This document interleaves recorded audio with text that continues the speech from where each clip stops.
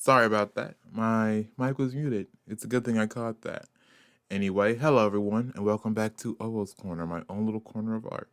And in today's stream, I'm going to be working some more on my teaser trailer. But I also think I'm gonna be working around a little bit and working on some other projects as well.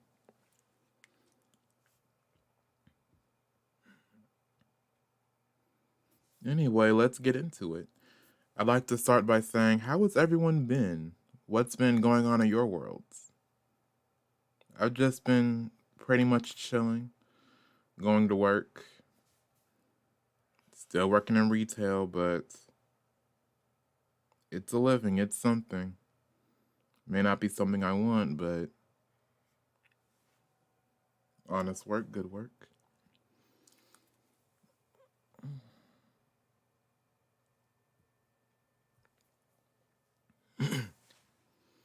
Anyway, I am gonna be drawing some chairs.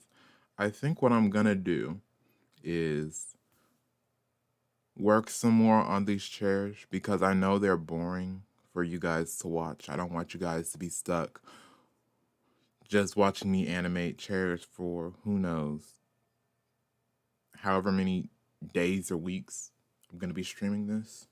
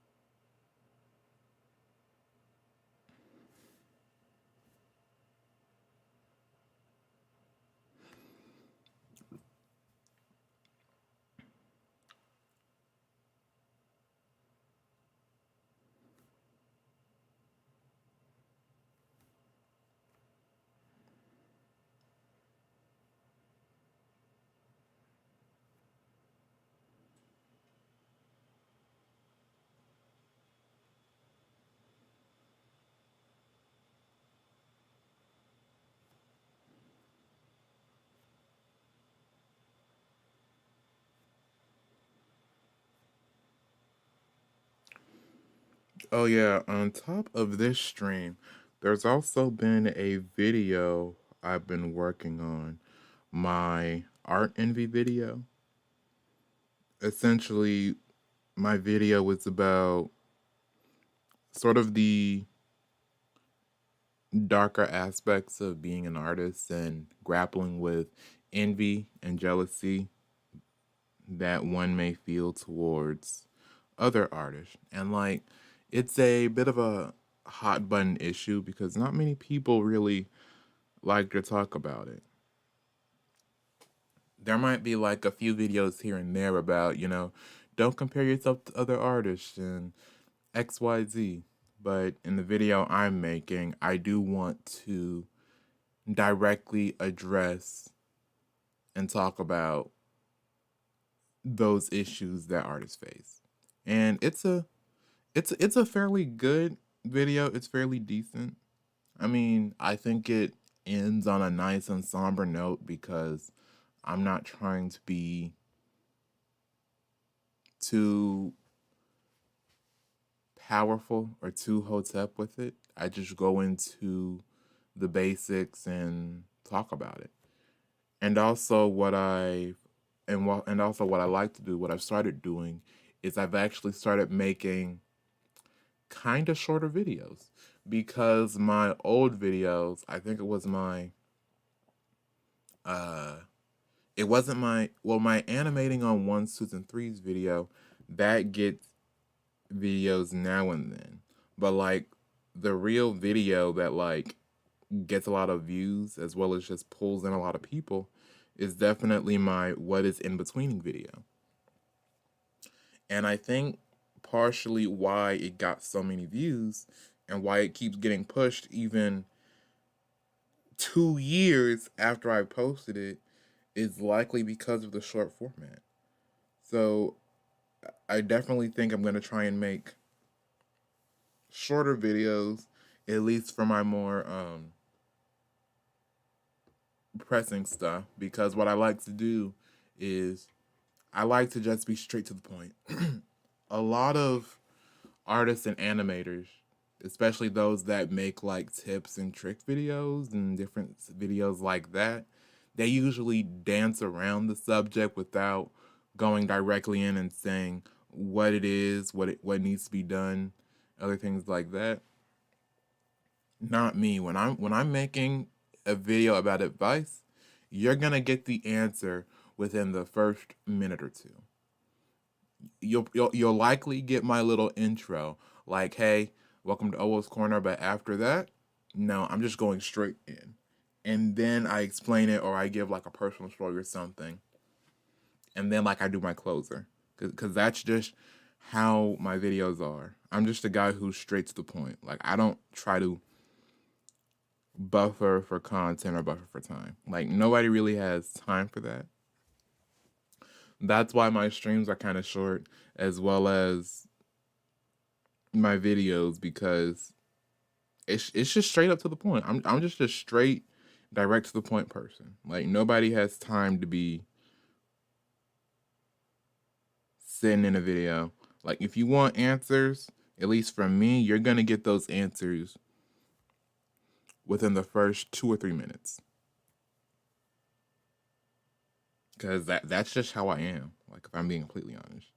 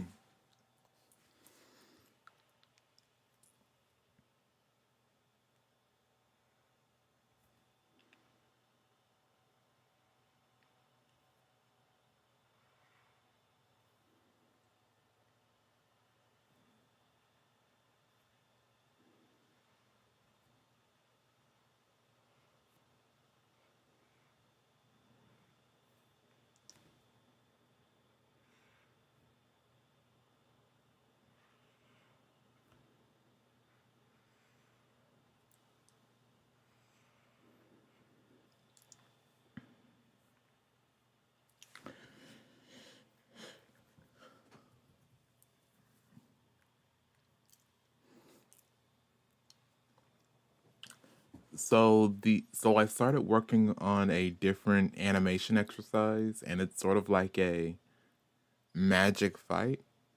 And I'll show you after I finish these chairs because my goal is finish up these last few frames. I'll likely leave this here for a few minutes. Then I'll go over to my animation exercise that I'm working on. And one of the things that I really like about art and animation is the fact that like artists inspire each other. Like, yeah, I just went into like this whole spiel about art envy and stuff like that, but when it all really boils down to it, artists and animators really inspire each other. Like, I remember seeing this one animation channel, and they have some beautiful like magic magic exercises that they do in animating magic. Let me actually see if I can find them real quick. Just give me 1 second.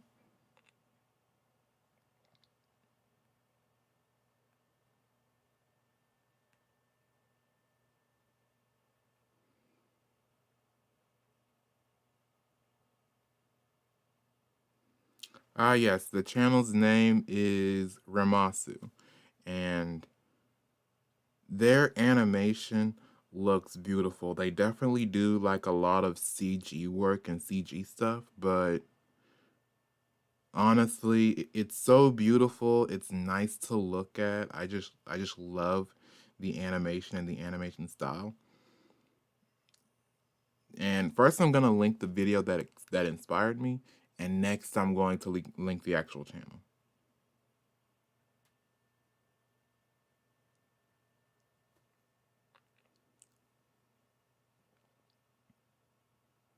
One second. And first, I'm gonna link the video that.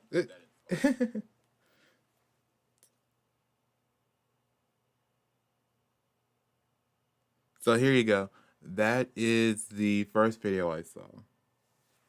The artillery.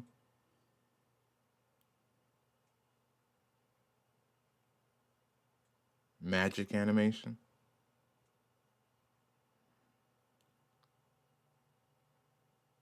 And it looks beautiful. It's gorgeous.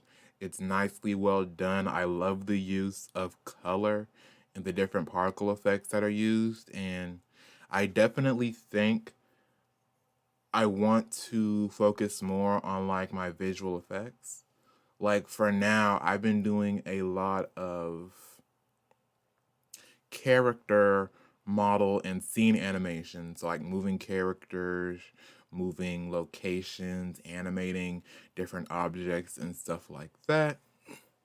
But this time, what I really want to do is start on my visual effects. Like, because this is a magic centric show where buildings are magic, transportation is magic, children are magic, and children are chaotic and they can have temper tantrums and their magic can go wild. Like, that means that I need to get better at my visual effects. And I'm not planning on doing this all by myself. I do plan on sourcing help, people to help me. But in that same vein, I don't want to. I'm saying the word a lot, and that's very unprofessional. So let me try and stop it. Okay, serious mode. And even though I am going to be sourcing other people, I don't want to depend too much on them or expect them to do too much or a bulk of the work for me. I plan on being in the trenches just like them. I'm going to be animating, storyboarding. I'm going to be very active with this project because it's something that I'm passionate about and something that I love. I mean, like, a studio hasn't hired me yet, so I kind of have to go out on my own. That's just how it is. Like, that's just how it is. Ain't no company scooped me up yet. Nobody said, your 2D animation is great. let's have you work on some of our stuff. Nobody's done that yet. So like, let me just work on this. Let me just work on my own projects till that day comes.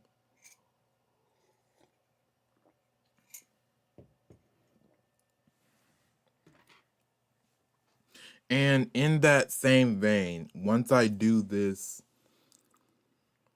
pilot, anyone who does work with me, they can add this to the list of their portfolio projects. Like they can say, I worked on a pilot, like I did XYZ. And that is gonna be a very good thing. Is this isn't just me helping, this isn't just me making my dreams a reality, but it's also gonna be me helping others attain their dreams. That's the whole thing is you need experience, you need to prove your skills and your aptitude. So as animators, as scene artists, as storyboarders, what have you, we constantly need to add more to our portfolio. We constantly need to show that we're growing and getting better at what we do. So if I were to get some of my colleagues from college together and say, hey, I have this project, I have this idea for a show, would you like to work on it with me? Then maybe I can help them. And honestly, I would love to help people. I think that would be beautiful. It's helping other people, other artists make their dreams reality. Because if I'm being honest, that's the real difficult part. That's the real hard part is getting your foot in the door. Once you get your foot in the door, you're good, you're set. It'll be your charisma alone that'll get you other jobs or get you certain places and things in the animation industry. The problem is just getting that foot in the door because once you're in, you can say, or you can have colleagues say, "Oh yeah, Amobi's good at in betweening," or Johnny is good at coloring. You should definitely hire him. Or like I have this other product I'm working on. Let me hire such and such as the concept artist.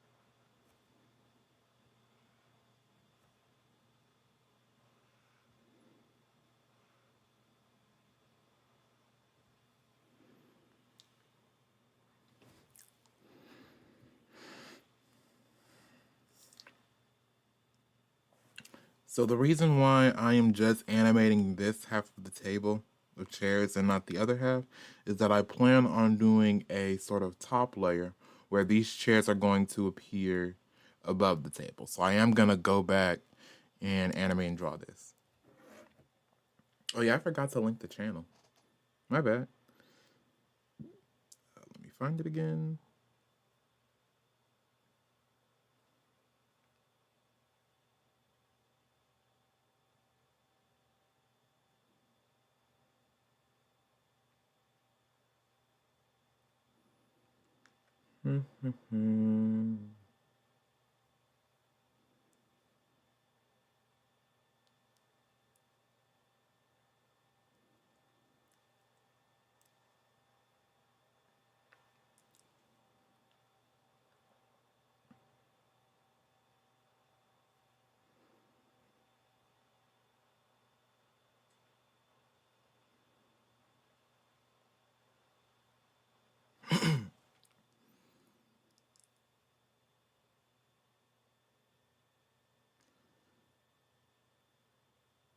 So, the name of their channel is Ramasa, and I don't really know much. They don't really have much about them listed on their channel, but they make beautiful animations that I just love, are awesome, are amazing, and they only have 20 subscribers, which is wild. That's freaking crazy to have that much talent and skill and only have 20 subscribers. I mean, if I'm being completely honest, they might have a different animation channel that they go by or they go under. Or they could just be busy. If I'm being completely honest, they could just be busy working on different animations and stuff like that. But their animation is very beautiful.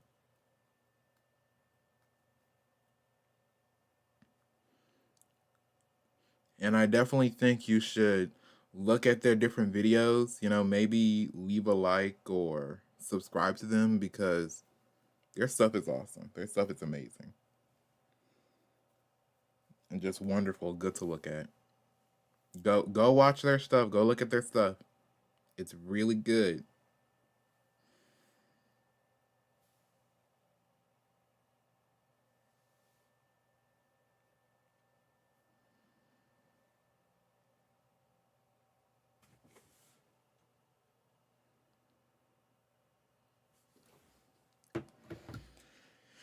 That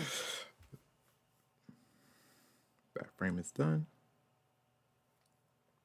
As is this frame.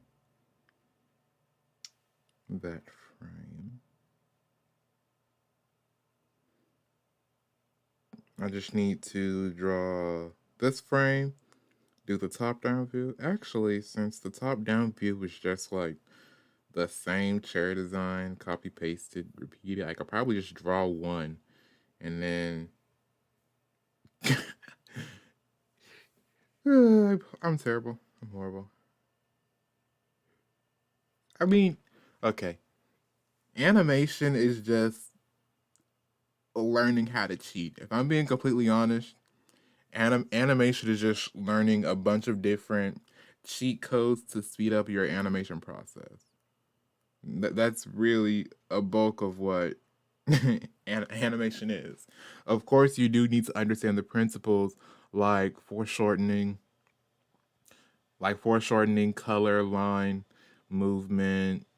What was it called? Stretch, extrude, and the other animation principles, like to sell the flow of the animation.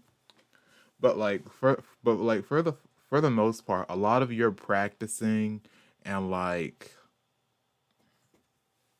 lot of your practicing and getting into animation is just learning some nice and quick cheat codes to animate faster because that's really like a bulk of what you're going to be doing is trying to animate or draw faster to meet different deadlines. And of course, a lot of shows they're given a year, 2, 3 years of production time where you're like in the trenches and animating. And yes, of course, take your time. Like, just because you're learning cheat codes to animate faster doesn't mean you can animate shitty. Of course, you want to take your time and make sure you're doing, good work. But a lot of animation is picking up these little cheat codes that help you animate faster or finish your animations more effectively. And so it's this balancing act of, okay, what can I cheat with, and what can I, or, and what do I have to really put effort into, which you should be putting effort into all of it. Like, even with the cheat codes and even with the quick uh animation hacks, you should still be putting a lot of effort into your animations, because I mean, I can't speak for everyone, but I love my animation. I love it, and I very much enjoy doing it and working on it.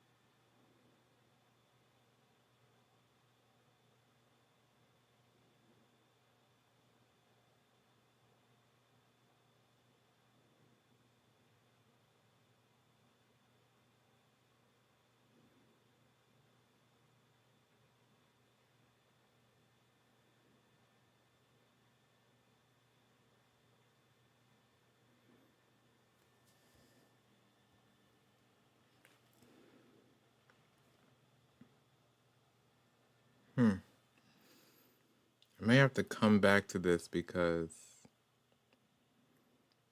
this was all kind of rushed and free-handed.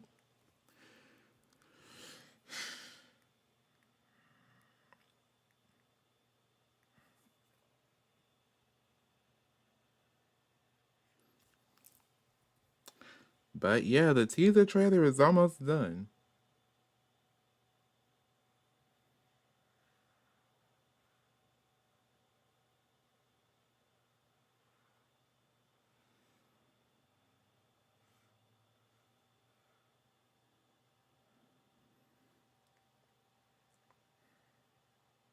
I love it. I like it. I've really been just enjoying this project.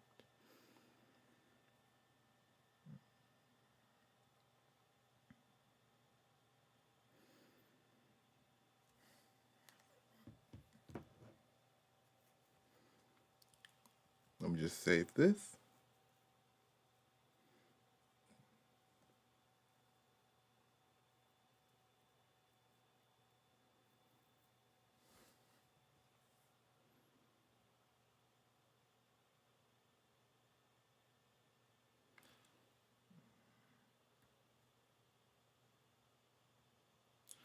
Now, I will say,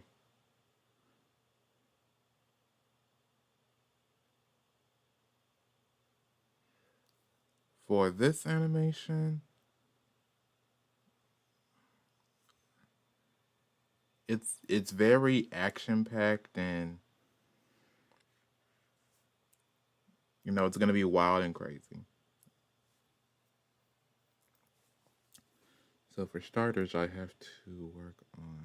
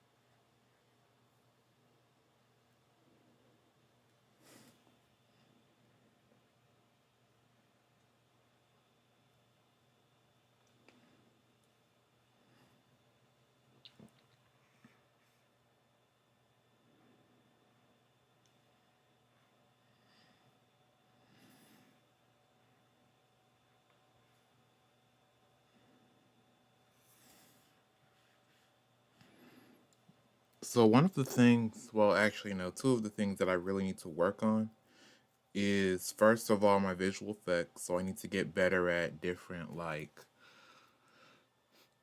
the wind or particles or energy, things like that. And the next thing I really need to work on when it comes to my animation are my action scenes and sort of my free-handed motions, because a lot of action scenes that you see in animation is very much free-handed.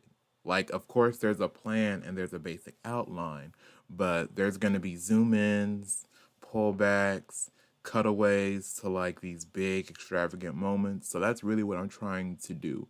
For the most part, this entire segment is free-handed. So, well, first of all, I didn't really go in with a plan, but there is no like set path for any of these characters. So there are going to be scenes where it zooms in, zooms out, cuts away, different particles take effect, and stuff like that. Ooh, that's actually.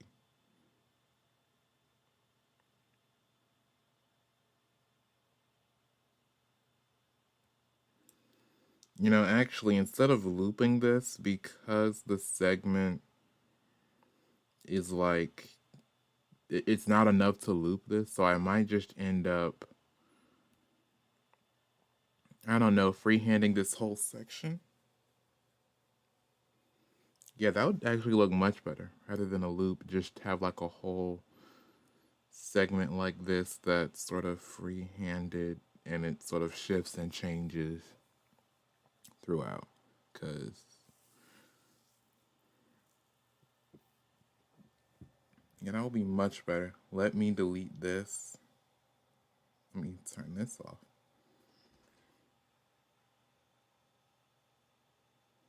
Honestly, I could probably just animate this on threes if I'm gonna be honest, because I do want to let's see here. But if I turn this into a three, then what's gonna happen with my animation? Uh,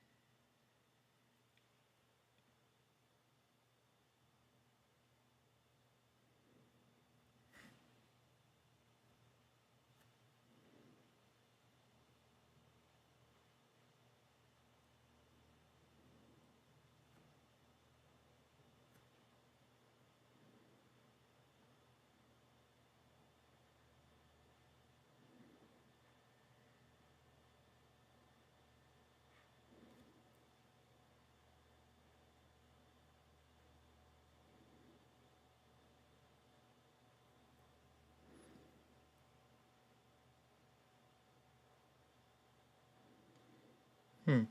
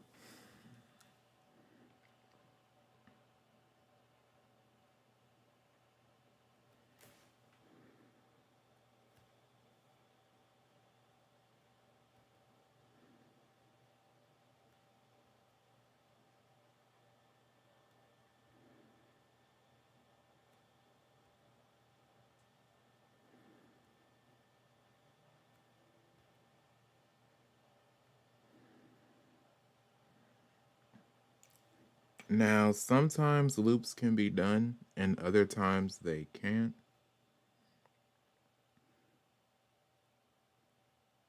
So, like, this is likely going to be a moment where I either. Hmm, Actually, I'm not going to say whether I can or can't. I just want to see how this goes before I do anything. Anything else?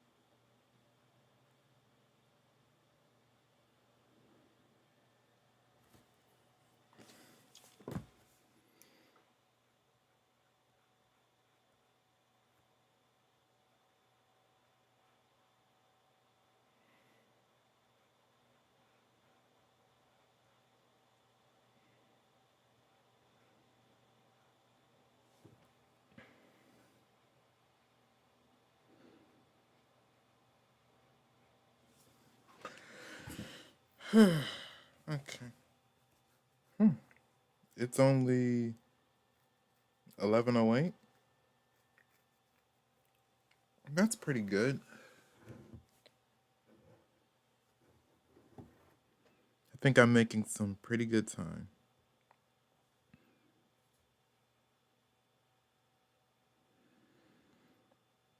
It looks like the trailer for the Justice League X Ruby crossover. Mm. No, let me actually say that so you can understand it. There's a Justice League X Ruby crossover, and the trailer for it just dropped by Warner Brothers. Only issue is they set it to made for kids, so it's already gonna be pretty childish. Not only that, but like there are no comments, so you can't even comment on the thing. That is gonna give me that gives me mixed signals and mixed messages because if you actually look at the main Ruby story, it's pretty graphic and it's pretty adult. Like you got blood, you got death, you got like violent stabbings, and you as the company, you're gonna set it to made for kids. Like it mixed signals, mixed energy. That's pretty much just what is coming off to me.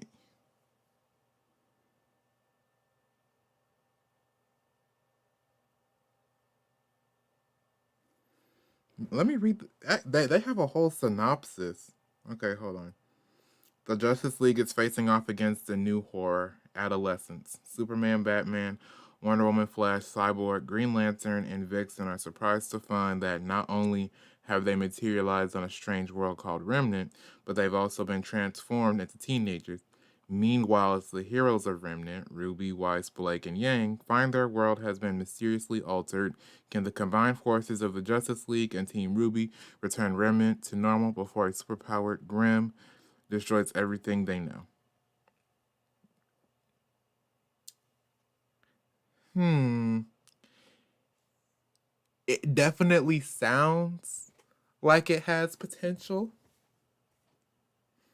The one issue I personally have is definitely the designs. Like, for starters, I am glad that they gave the Ruby characters their OG designs.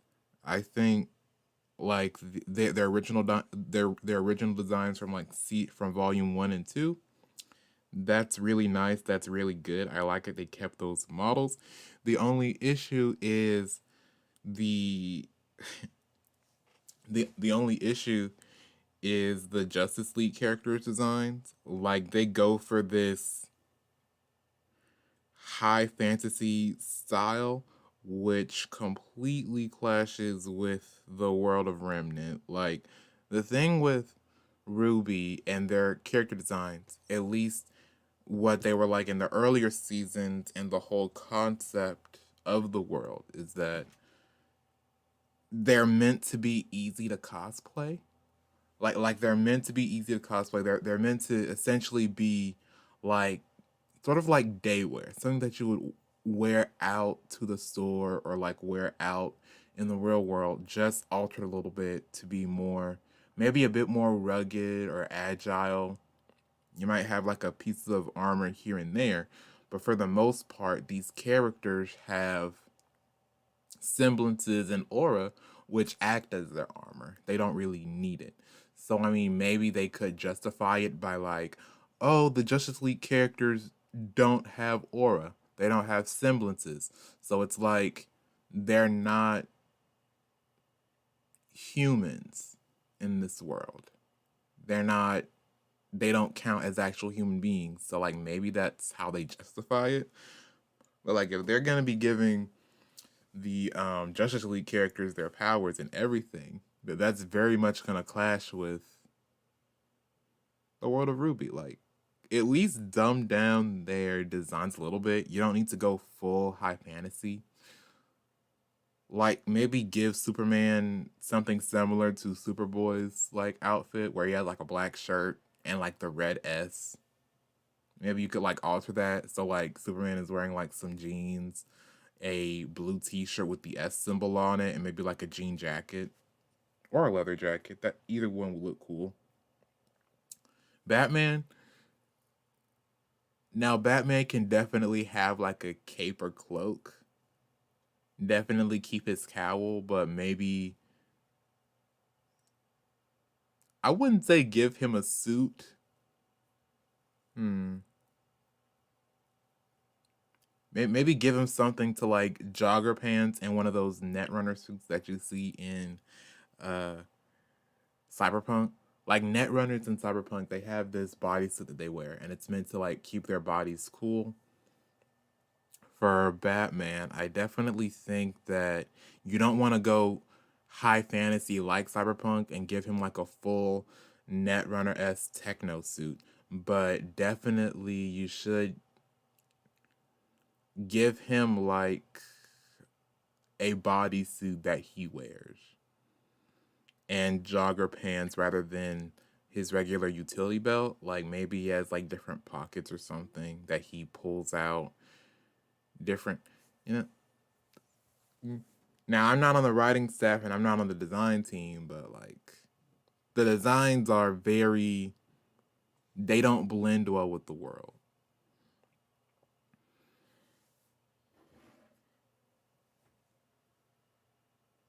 They definitely could have spent more time on it.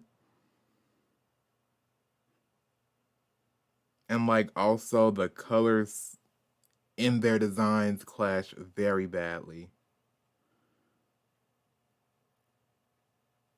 Like there's very little color consistency when Ruby is big on like color consistency. Like the characters have a main color. So like Ruby is red, Blake is black, Weiss is yellow, Ren is green, Nora is pink. And even though their color encompasses a bulk of their design, it doesn't overwhelm you. Like the Justice League's characters, their colors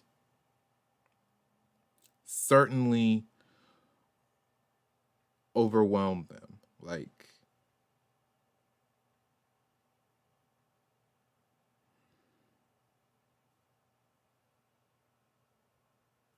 I mean, I do think that it might do decently. Like it's alright. I can't complain. It might do decent.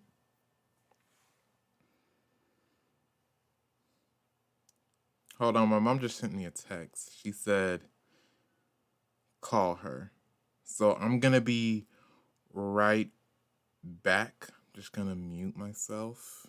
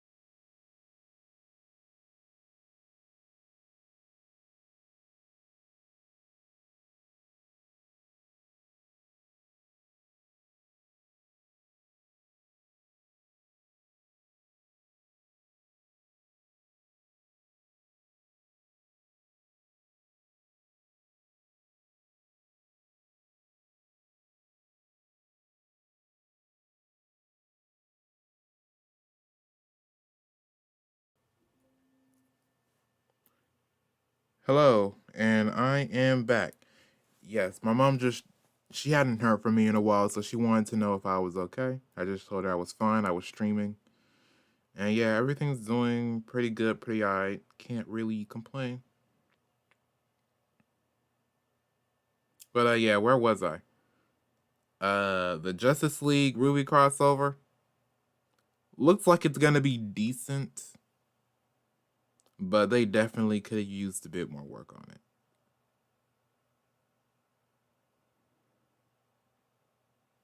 Like it also feels like they lost some of the vibrancy of the colors.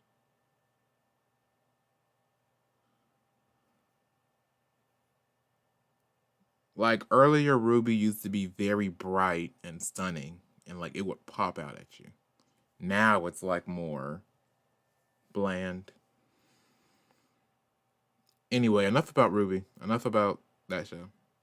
I'm talking about my show and what I'm gonna be doing.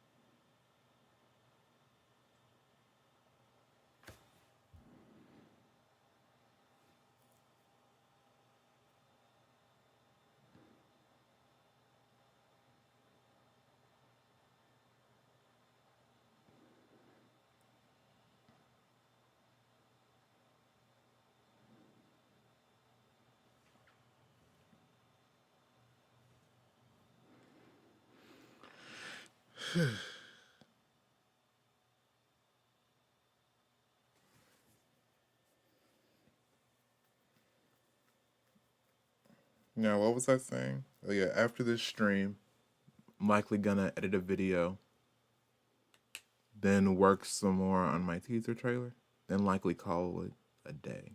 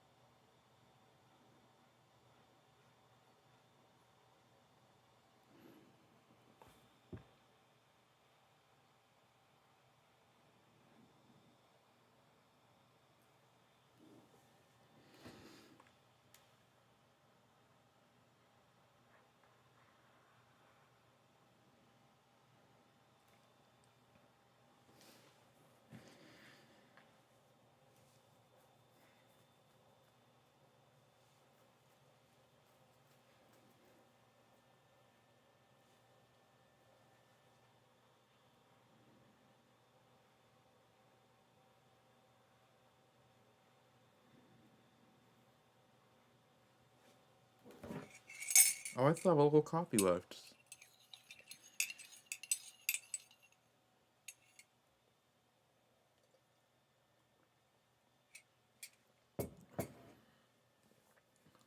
So let me see. It's foreshortening.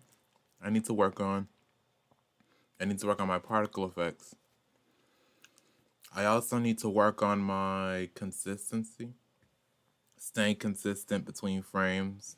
That's mainly when I do stuff like the head and face. Like I have a bad habit. If you see some of my older animations, I have a bad habit of like changing the size of my character's head. So like it'll be one way, one frame, and then another way, a different frame. So that's definitely something I need to work on. Which is kind of hard when I'm also going to be working on my foreshortening. So yeah,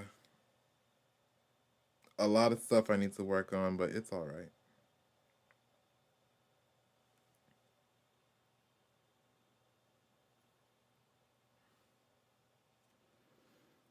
After I finish this, I definitely think I'm going to be working on my sketchbook.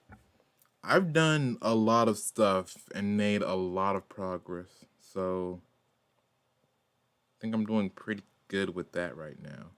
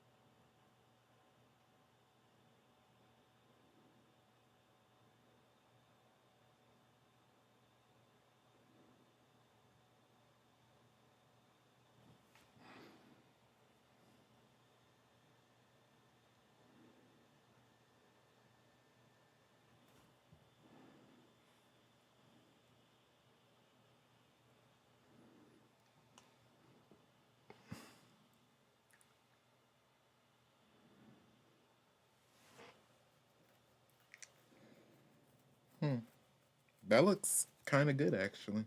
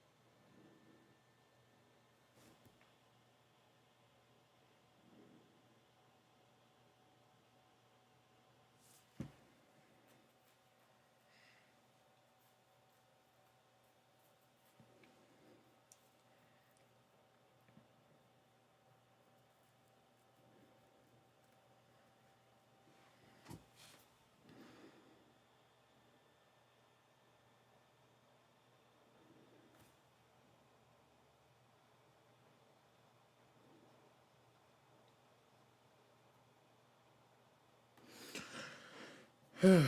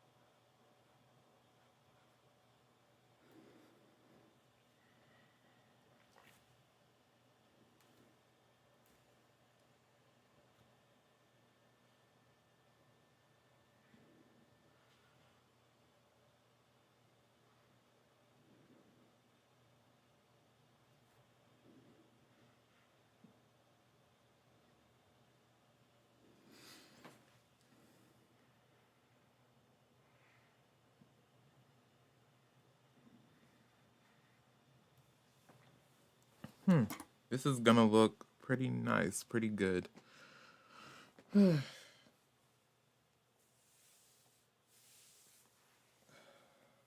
Let's see.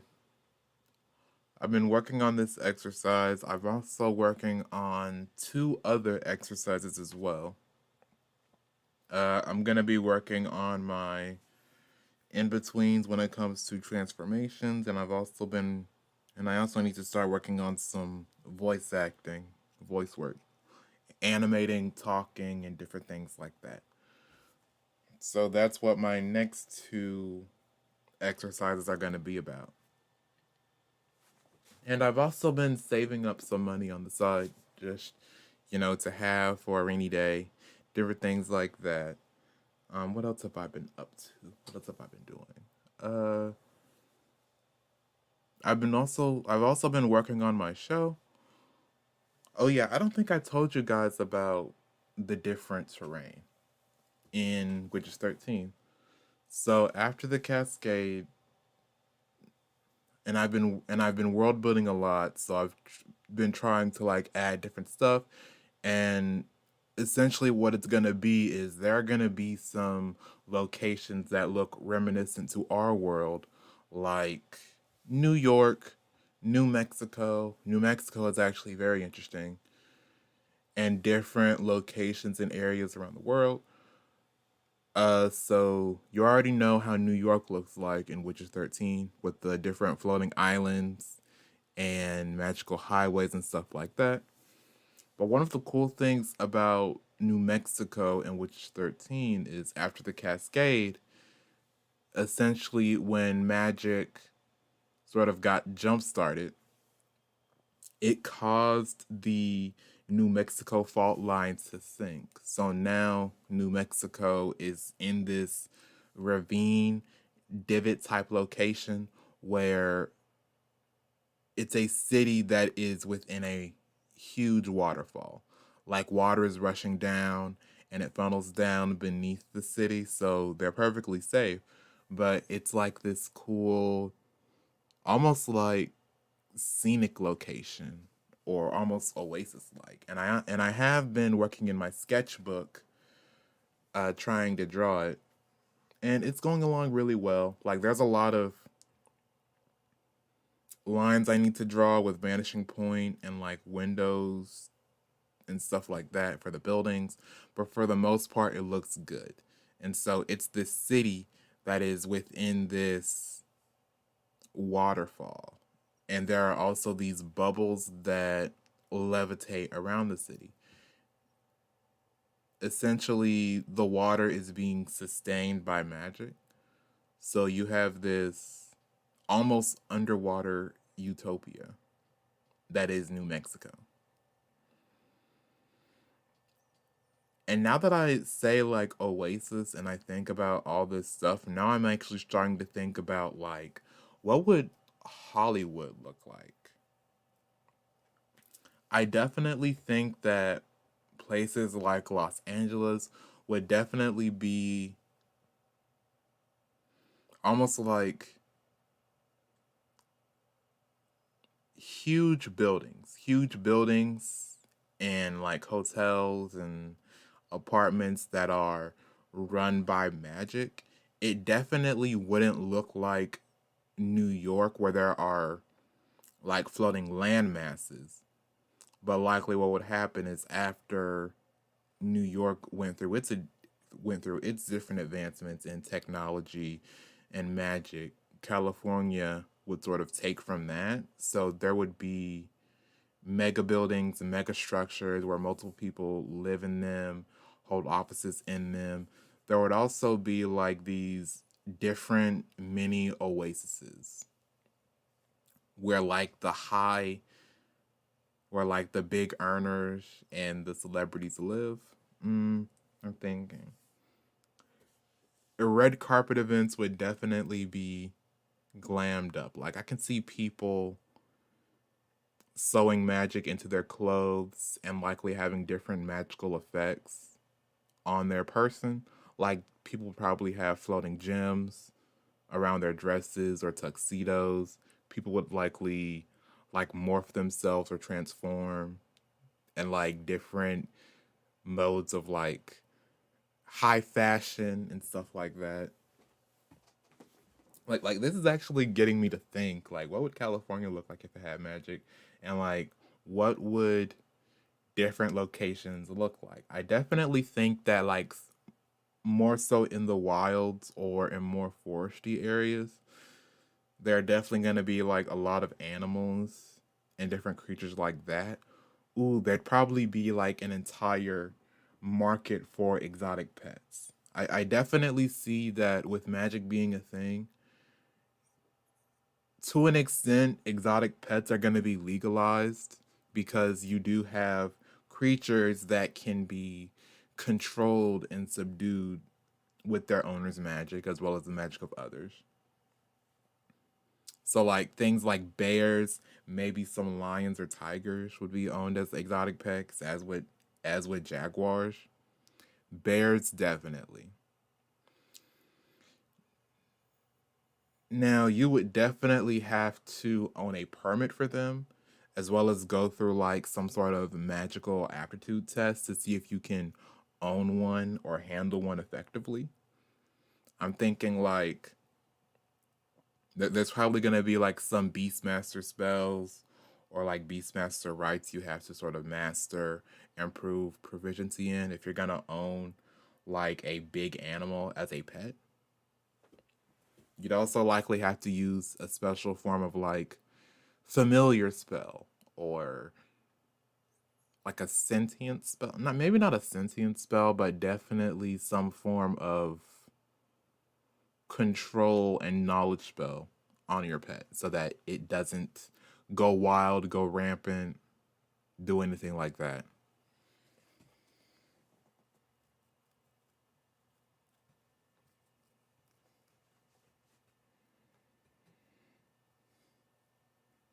When it comes to architecture, I definitely think the bigger cities like Detroit, New York, California, Japan especially, they are gonna have, I said Japan, I meant Tokyo. They are definitely gonna have like magic is essentially the backbone to their city. So there's gonna be like teleportation, flying cars, different things like that. But when you get into more rural areas, it's not gonna be as high tech, but you're still gonna see magic being used. Now there is not gonna be like some backstreet country village. Like this is like modern day tech based.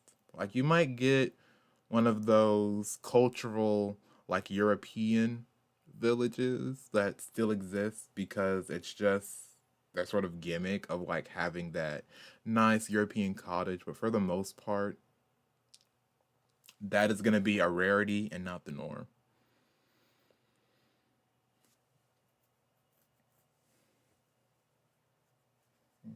This is actually giving me a whole lot of ideas, so I'm going to start writing some of this down in my sketchbook.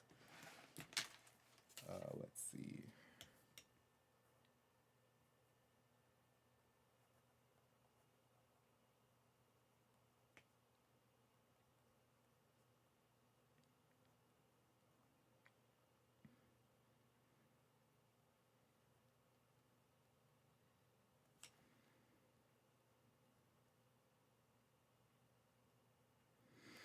Now, certain social issues like homelessness, how would I rule that? I would say that things like van life or camping or living in the woods, it's definitely going to be more feasible and possible in this world because technically you don't have to own a house if you don't want to. If you're good enough with your magic and if you're skilled and powerful enough, like you can turn a camping tent into a mini mansion, or you can turn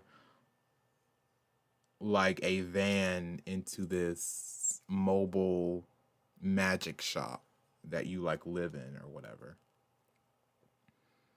It's definitely high level and powerful magic. You're probably gonna have to learn some enchantments, maybe pick up a book or two on like spatial dynamics to sort of expand on your storage and space and stuff like that. But for the most part, if you're good enough, skilled enough in magic, you don't have to own a home. Now with the price, now I do think that the price of housing would likely lower because there are many different options for residency. You may have to own some sort of, at least in places like North America, you may have to own some sort of permit or go through some sort of like test or whatever in order to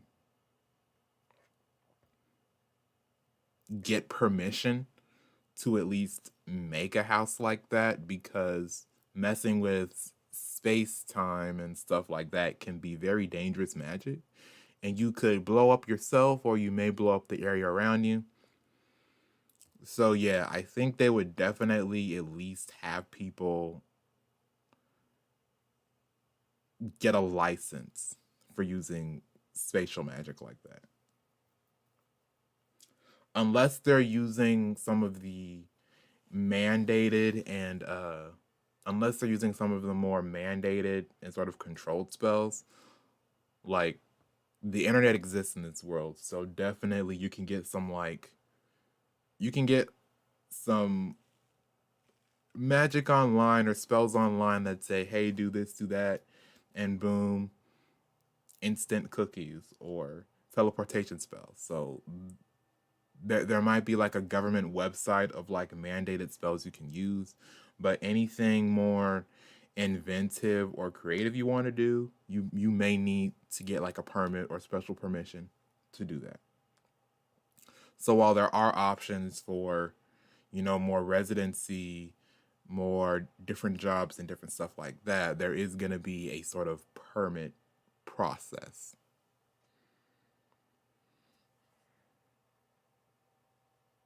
Mm, what else for this world? Let me start writing some of this down while I'm thinking about this. You see, that's why I like streaming, because it gives me a special time, environment, and sort of like space to really brainstorm the different stuff I have ruminating in my mind.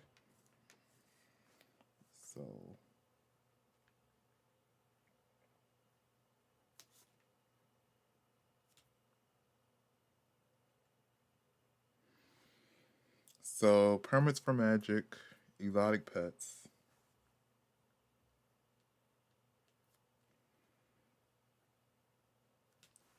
Now, in this world, a pet is different from a familiar.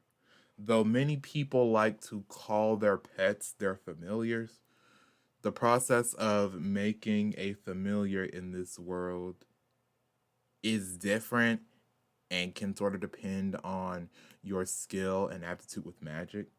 Now, there are some people who make familiars by either taking fragments of their soul or taking fragments of their consciousness, giving it this sort of physical form, and then you have like this semi spectral animal.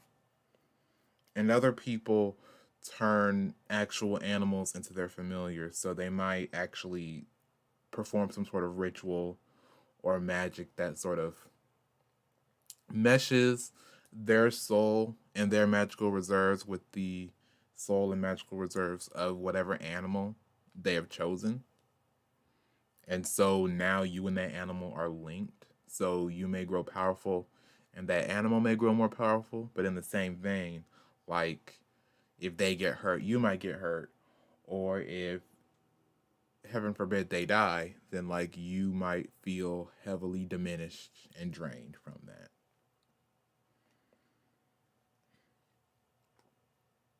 Things like transformation and shape shifting magic, those are more channeled magics, and you have like the basic illusions that you can do to look different on a surface level. But then transmutation magic is more like hard coded, like you physically are that thing that you're turning into or look like. And so spells like that physically alter you, they are more sort of draining. So like in the day, you might lose like 2 or 3 points of your magic per second. And yeah, like that sounds crazy, like a lot to keep track of. Like, oh, there's a point system to magic. Like, no, there's not. It's more so like a story element thing. But essentially, that's how it goes. It's like channeled spells like that change you or alter you, or where you have to maintain a physical object, they exponentially drain you of your magical energy. Different things like that.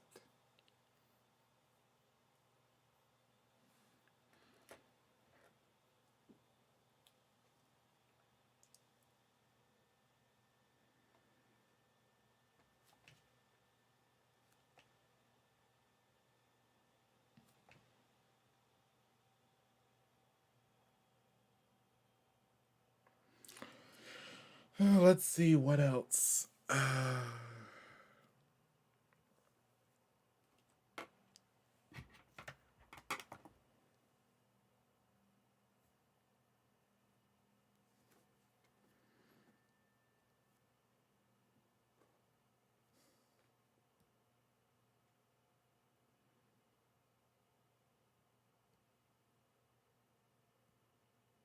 Hmm.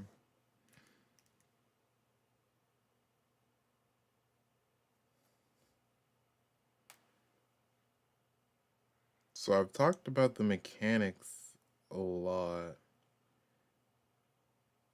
I guess I could go into like maybe some social issues too.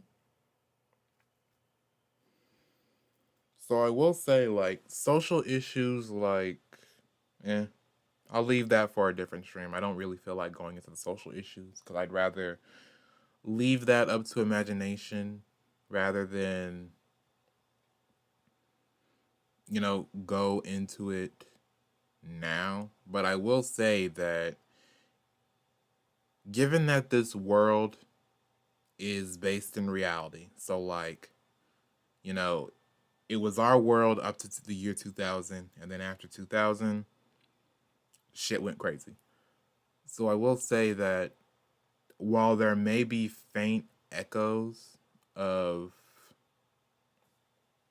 while there may be like faint echoes of certain issues that we have in our world, for the most part, a lot of the social issues are going to be vastly different because you now have a world where magic exists and a world where beast men and elves and ogres and dwarves and different fantasy races exist in this world. So racism isn't going to look like how it looks in our world, and different infringements or sort of mechanics like that aren't the same as in our world. It is very much a different world. And I do still need to, and I'm not going to lie, like, I do still need to think about it and plot and plan just so I can have this be an effective story. But at the same time, it is kind of fun to just take a minute to think and plan and just woo-saw a bit, I guess you could say.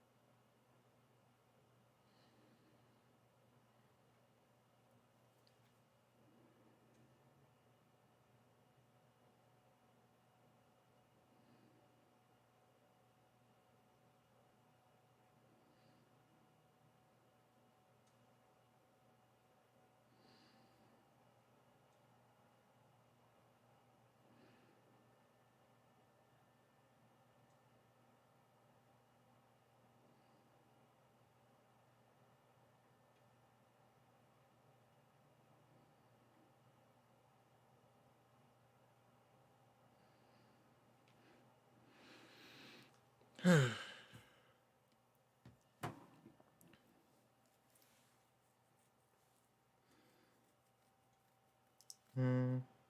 I think that about does it. I definitely don't want to keep you guys trapped here. But yeah, I think I'm definitely gonna call this stream to a close. It was fun. It was nice working on some of these projects with you guys, as well as going over some more world building. I really love it. I really enjoy it. If you enjoyed, please be sure to like, comment, subscribe, share even.